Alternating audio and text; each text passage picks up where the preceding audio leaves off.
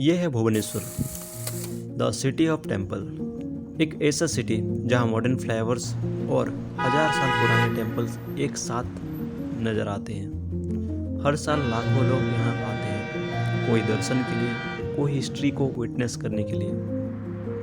पर इस शहर के एंट्रेंस पर एक ऐसी जगह है जहाँ हर रोज़ हजारों लोग रुकते हैं, कोई फ़ोटो लेने के लिए नहीं, कोई मोन्यूमेंट देखने के लिए नहीं, बल्कि एक मिठाई के लिए। एक ऐसी मिठाई जिसने इतिहास, परंपरा और पहचान को लेकर पूरे देश में एक डिबेट शुरू कर दी थी।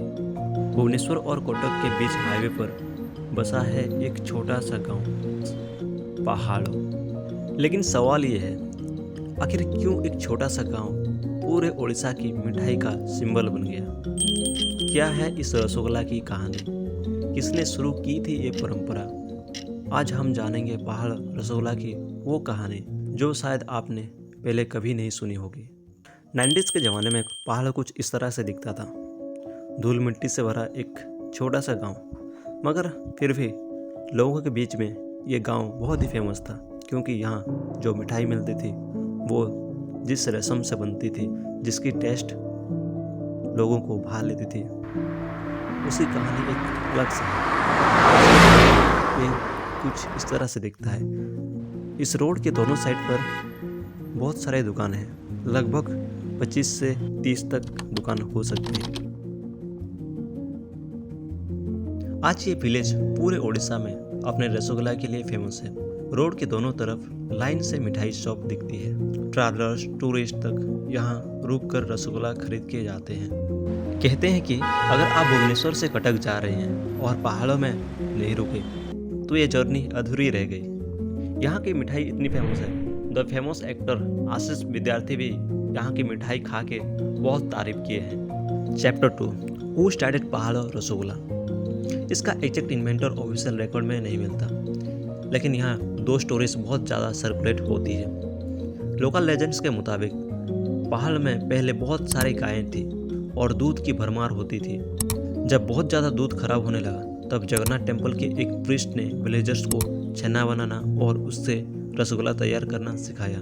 धीरे धीरे पहाड़ों की हलवाइयों ने इस कला को और बेहतर बनाया और पूरा विलेज रसगुल्ला मेकिंग हब बन गया। यानी पहाड़ रसगुल्ला की एक आदमी की नहीं, बल्कि पूरे विलेज की लेगेसी है। और दूसरा स्टोरी ये सर्कुलेट होता है कि यहाँ एक केलू बेहरा नाम का एक आदमी रहता था पहाड़ों में, जो कि सबसे पहले पहाड़ में रसगुल्ला बनाना शुरू किया था। यानी केलू बेहरा को पहाड़ के रसगुल्ला का फाउंडर भी माना जाता है। व्हाट मेक्स पहाड़ रसगुल्ला सो यूनिक? अब सवाल है, इंडिया में रसगुल्ला तो हर जगह मिलते हैं, तो पहाड़ स्पेशल क्यों है? क्या बनाते हैं पहाड़ रसगुल्ला को सो स्पेशल?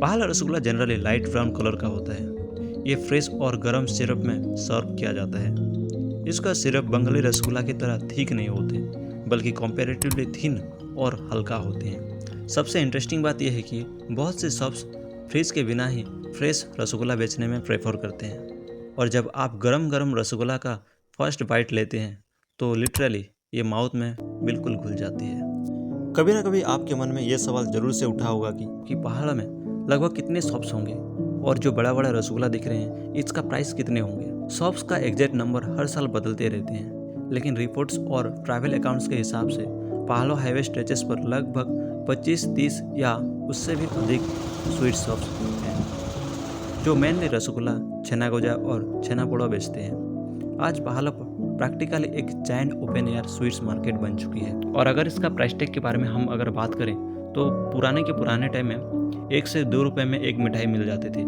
मगर आज के टाइम में इसका बिजनेस मॉडल कुछ अलग सा हो चुकी है। इसके साइज के हिसाब से आज प्राइस डिटरमाइन किया जाता है। स्मॉल रसगुल्ला है तो 15 से 30 की रेंज में मिल जाती है और बड़ा से बड़ा रसगुल्ला 100 तक भी बिकती है। और जब भी आप भुवनेश्वर और कटक के बीच से गुजरें तो पहाड़ में ज़रूर रुकिए, क्योंकि कुछ कहानियाँ पढ़ने से नहीं, सिर्फ टेस्ट करने से समझ आते हैं।